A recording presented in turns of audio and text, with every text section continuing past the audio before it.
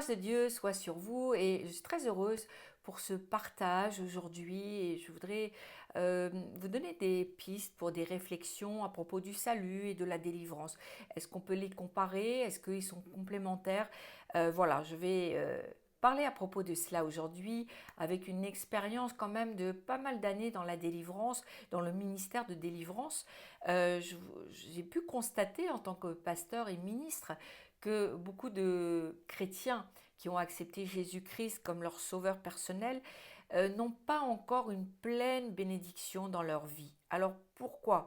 Ils sont sauvés parce que les conditions du salut, je peux vous les redire, c'est dans Romains chapitre 10 verset 9. Si tu confesses de ta bouche le Seigneur Jésus, et si tu crois dans ton cœur que Dieu l'a ressuscité des morts, tu seras sauvé. Donc ce sont des personnes qui ont accepté et confessé Jésus-Christ. Et si vous ne l'avez pas encore fait, c'est vraiment le chemin du salut, c'est de reconnaître que le salut se fait dans la personne de Jésus-Christ et que nous devons avoir une adhésion, croire de notre cœur qu'il est mort pour nous, pour vous personnellement, et que c'est le Fils de Dieu, qu'il est mort et qu'il est ressuscité, et il peut être votre sauveur personnel. En tous les cas, il frappe à la porte de votre cœur et il désire devenir votre sauveur personnel. Ce sont les conditions du salut dont la parole de Dieu nous parle, donc dans Romains 10, 9.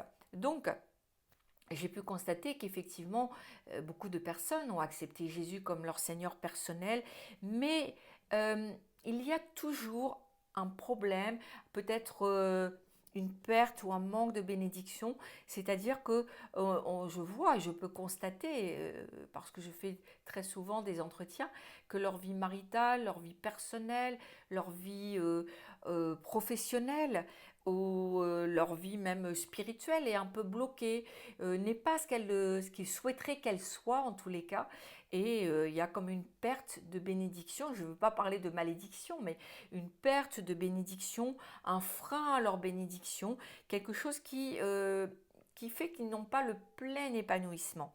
Et qu'est-ce qu'il en est du salut? Qu'est-ce qu'il en est de la délivrance? Est-ce que les deux sont complémentaires, comme j'ai commencé à le dire? Je voudrais mettre en perspective les choses. Le plus important, c'est le salut.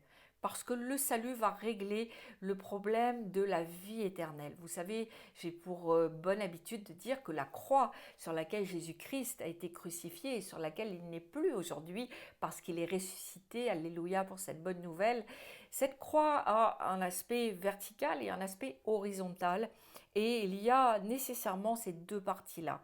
Et je crois que cela nous parle et que Dieu nous parle aussi au travers de la croix qui est à l'origine, qui était évidemment une malédiction. Quiconque mourra sur la croix sera maudit. Donc c'était un objet de malédiction et Christ a porté la malédiction afin que nous n'ayons plus à porter, nous, la malédiction. Et si nous acceptons Jésus, le Seigneur nous dit qu'il nous délivre de la malédiction. Donc c'est une bonne nouvelle.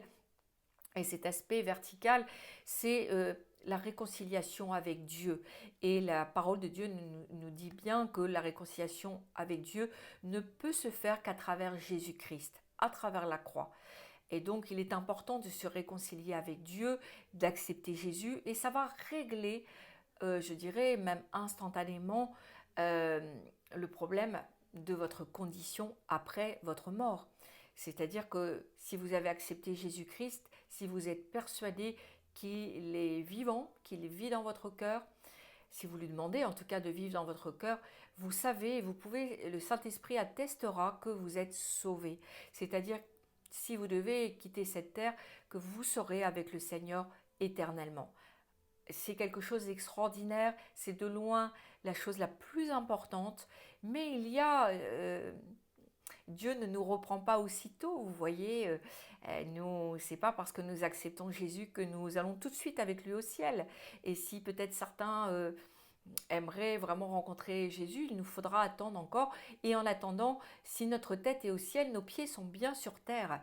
Et il nous faut continuer à vivre la vie de tous les jours Et cette vie-là, ici-bas, elle est peut-être parfois un peu difficile et en tout cas, elle est porteuse de souffrance parce que cette terre, la parole de Dieu nous dit que cette terre est une terre de souffrance, là où il y a eu le péché.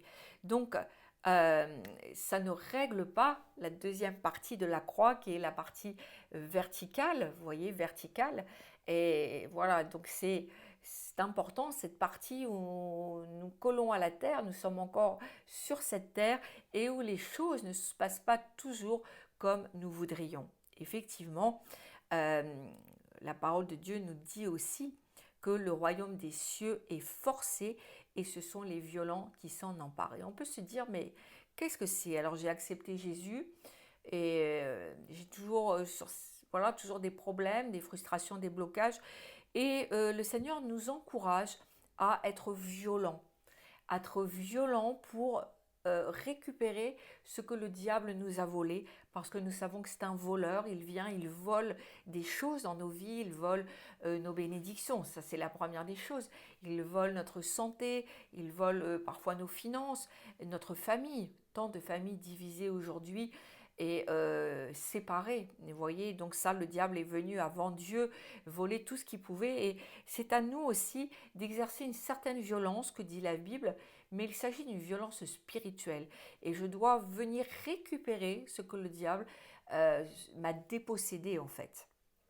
Et ça, vous pouvez être sauvé et avoir la vie éternelle si vous ne le faites pas, si vous n'exercez pas cette violence, il ne se passera rien.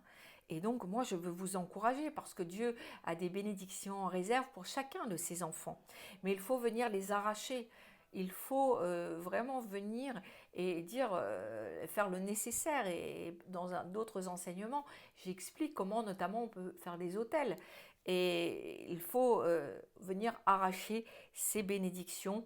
Oui, le salut sont des conditions, je dirais, très accessibles, mais la guérison, la délivrance, pour pouvoir avoir une vie euh, plus paisible et plus prospère dans le bon sens du terme, c'est-à-dire je ne vous parle pas que d'une prospérité financière, le plus important c'est que votre âme, votre esprit et votre corps puissent prospérer, c'est-à-dire une bonne santé, que j'ai la paix, que effectivement que ma famille se porte bien, qu'il n'y ait pas de division, etc. Et que je puisse sortir de mes blocages. Il faudra exercer cette violence. Il faudra peut-être parfois passer par l'autodélivrance parce que il y a eu des choses que vos ancêtres ont fait, il y a eu des choses qu'ils ont posées dans le monde spirituel, les autels, les pactes, les alliances, et tout cela, ça s'appelle de la délivrance, dans le sens où il faut se délivrer. Il faut aussi, eux, ils vous ont entraîné, votre nom est marqué dans le monde spirituel, dans des autels diaboliques, sataniques, il va falloir l'enlever, il faut arracher ces choses, la Bible nous parle de déraciner, de démolir afin de bâtir par la suite sur un terrain propre. Que la grâce de Dieu soit sur vous parce que j'ai encore beaucoup de choses à vous partager.